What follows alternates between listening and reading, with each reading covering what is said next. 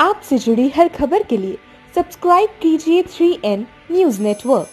महंगाई कहां पहुंच गई?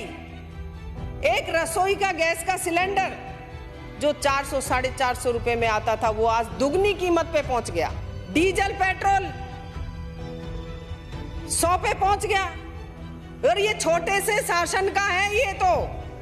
ये देश की जनता के साथ क्या करना चाहती है भारत सरकार? उस किसान को वो सड़कों पर बैठा है, उसकी आय दुगनी करने के बजाय उसकी मातृभूमि तो मत छीनो, उसका खेत तो मत छीनो, उसकी शान है। मन की बात करते हैं, एक बार बैठे हुए किसान से मन की बात कर लो, एक बार बैठी हुई महिला से बात कर लो कि आप क्या चाहते हो और वो करें तो धन्यवाद। देश के प्रधानमंत्री महोदय ने निजी कंपनियों को लाभ पहुंचाने के लिए सभापति महोदय कानून बना दिए। अगर कानून ही बनाने थे सभापति महोदय ऐसा बनाते, क्योंकि ये हर जगह कहा गया था भाषणों में कि किसान की आय दुगनी हो जाएगी, मेरे भारत देश का किसान संपन्न होगा। तो क्या पूरे भारत देश के किसानों का संपूर्ण कर्जा माफ करते? एक कानून ये बना देते, संपूर्ण भारत देश के किसानों के कृषि के बिजली के बिल माफ कर देते भारत सरकार की तरफ से। कोरोना महामारी को देखते हुए कर देते, किसानों के हितों को देखते हुए कर देते। प्रत्येक किसान के बेटे को एक सरकारी नौकरी देने की योजना बना देते। भारत सरकार नहरों से सारे राज्यों को जोड़ने की योजना बना देते। तो किसान क्यों नहीं नाचता गाता स्वागत करता? किया क्या? कैसा कानून बनाया गया? क्या क्या किया? सबसे पहले देश पर नोटबंदी हो, जीएसटी हो, रोजगार, महंगाई, काला धन, एक के बदले 10 सर, चीन आगे बढ़ रहा है। तो ये सारे देश को कहां कौन सी कगार पर ले जाने का काम कर रहे हैं देश का शीर्ष नेतृत्व। महंगाई कहां पहुंच गई? एक रसोई का गैस का सिलेंडर जो 400 साढ़े 400 रुपए में आता था वो आज दुगनी कीमत पे पहुंच गया। और ये तो सिर्फ ये कहते हैं कि 7-8 साल का राज है, उसमें है इतना, उसमें डबल रेट है। 7-8 साल में ही दुगनी रेट, 400 से 800-900 पे पहुंच गया सिलेंडर। डीजल पेट्रोल 100 पे पहुंच गया। और ये छोटे से शासन का है। ये देश की जनता के साथ क्या करना चाहती है भारत सरकार? एक के बदले कौन सी बहादुरी का सीना?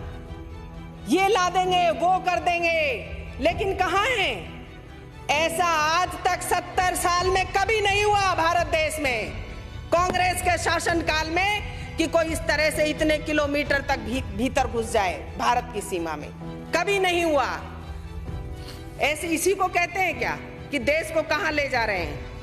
कुछ निजी कंपनियों को लाभ पहुंचाने के लिए किसानों के साथ ऐसा अन्याय कि अपनी मातृभूमि, ये धोरों वाली धरा को किसी निजी कंपनी को देने जा रहे हैं। वो अपनी फसल मर्जी से नहीं उगा सकेगा। कैसा कानून है? किसके लिए बना रहे हैं ये कानून? कोई मूल्य निर्धारित नहीं, मूल्य भी निर्धारित कंपनियां करेंगी। उस खेत की मिट्टी को भारत देश में गणेश जी मानकर हर शुभ काम में रखा जाता है। उस मिट्टी को निजी व्यक्तियों को दे रहे हैं, कंपनियों को गोदामों में, कि हम कहेंगे वही फसल उगाओगे, हम कहेंगे वही आपको रेट मिलेगी। ये क्या करने जा रहे हैं? कम से कम अपनी मातृभूमि, जिसका शहीद प्राण त्यागते समय मातृभूमि की मिट्टी से तिलक करता है, उस मिट्टी को, उस धरा को देने जा रहे हैं। ऐसा तो मत करो कि स्वामित्व हक किसान का छीन ले। वर्तमान में देश की स्थिति कैसी हो रही है?